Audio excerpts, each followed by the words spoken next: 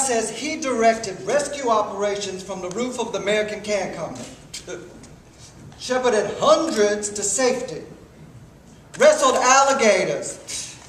I guess you can say anything you want to about what you did during Katrina, but it makes no sense, because the truth is a lot better than the fiction.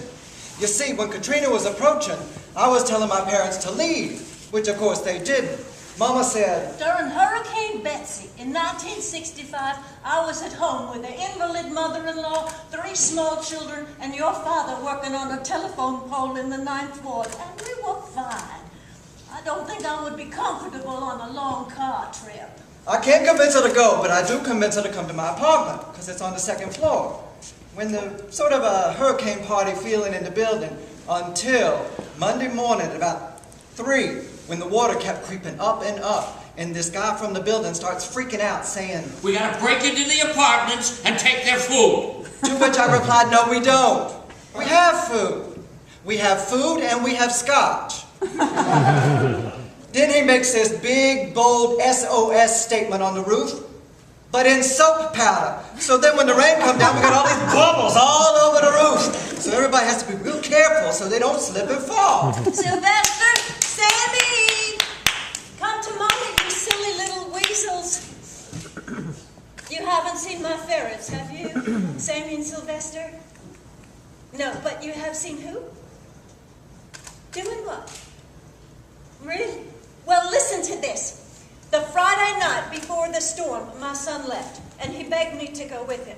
But I didn't, because I had to check in on my father, who couldn't go anywhere because of his health.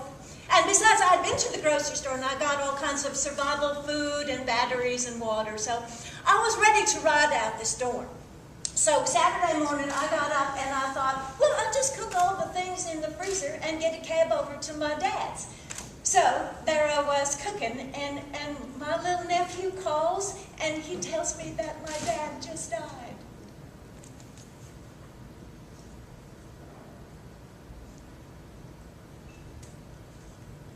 I'm sorry.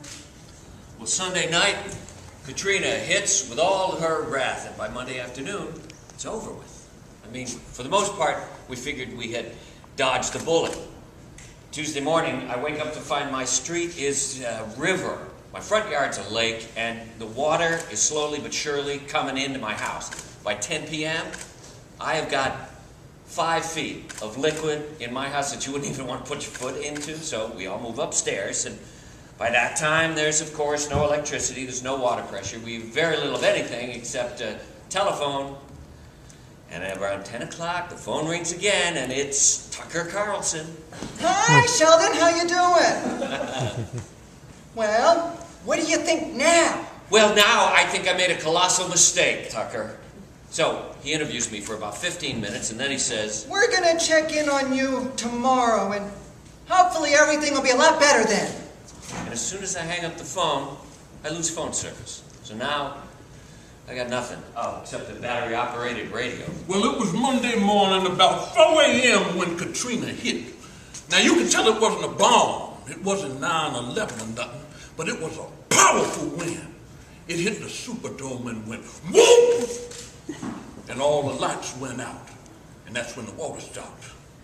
Now, the dome was describable, yet it's hurting. The whole situation was just misutilized. Drastic. I mean, we's only human. They had guns and all drawn on us to keep us in there. Well, they didn't mean to be cruel, but that water was high. So the last 2 nights, the smell got so prevalent that I had bought my air freshener, but it didn't do any good. But there's some things your neighbors just can't help you out with. Like when my mom's sister, the diabetic, realized she didn't have enough insulin, I knew I had to get her out of there. So the policemen were all up on the I-10 overpass, and I had this white sheet and red spray paint, which I would always keep since Betsy.